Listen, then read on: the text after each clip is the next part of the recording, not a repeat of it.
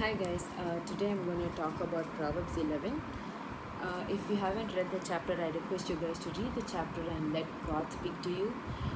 This chapter talks about so many things like how the righteous will prosper, how the wicked will perish. But I'm not going to go through the entire chapter, but I'm just going to talk about certain verses which really spoke to me. The first thing is from verse 2, which says, "When pride comes, then comes disgrace, but with humility comes wisdom." So, pride is like a sinful nature which manifests in different ways, like self condemnation, self reliance, or self centeredness. It's a tool which the enemy uses to draw us away from our Father or the plans that He has in store for us. Which is why it's very important for us to check or analyze ourselves to see if we are working in pride. Proverbs 8:13 says, God hates pride. And Proverbs 16:18 says, pride goes before destruction. However, Luke 14:11 says, God exalts the humble. When you humble yourself, God lifts you up. When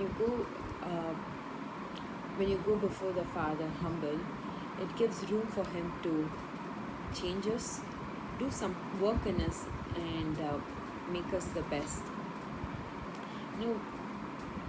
It will also give us the wisdom to understand that all that we have is from God and not our own.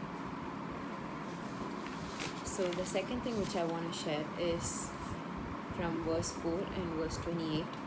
It says, it says like, not your money, not your wealth, not your position, not your degree, not your title is going to save you from the wrath of God. It is important for us to realize that and stop focusing more on the worldly things, and we should start focusing on the kingdom which is permanent. Sometimes it's very difficult for us, but we should realize that these worldly things are not going to save us.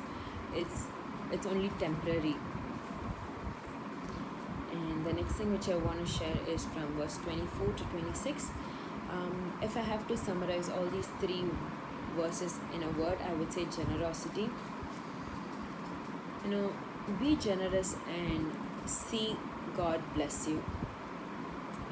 Instead of worrying about your provisions, start trusting God that He will provide all your needs, especially in this COVID season.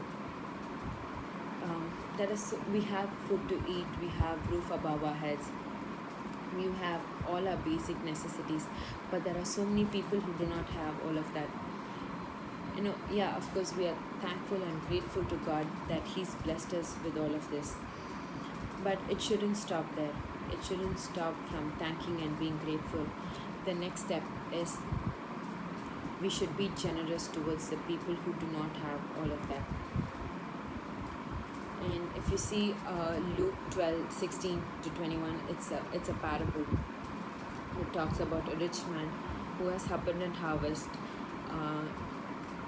and he builds a bigger barn to store his surplus. But God said his life was going to be taken the very next day. And verse 21 says, this is how it will be with whoever stores things up for themselves, but is not rich towards God. So it's like a warning for all of us. We should start, we shouldn't be self-centered or focus more about our provisions, our needs, but also think about the people who do not have that and be generous towards them. So the next thing which I want to share is from verse 12.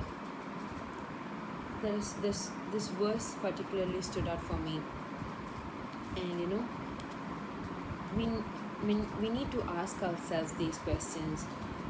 How do we talk to others? How often do I encourage others? How often do I show love, compassion in the words I speak? Many a times we fail. Sometimes we end up sinning. Luke 6:45 says, for the mouth speaks what the heart is full of. So the way we speak reveals a heart and a character. So if we use words of insult or criticism to your neighbor, doesn't it show our heart and our character? Is that how God wants us to be? We need to think about this.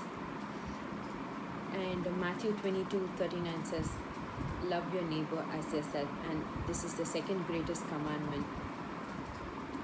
So the next time you give a negative comment or mock someone or criticize someone, remember that you are breaking God's second greatest commandment. And the next thing is, speech is one of the most certain evidence of wisdom. Knowing when to speak, how to speak, what to speak comes through wisdom. So the greatest example in the Bible is Jesus. He knew when to speak, when to stay silent, when to confront.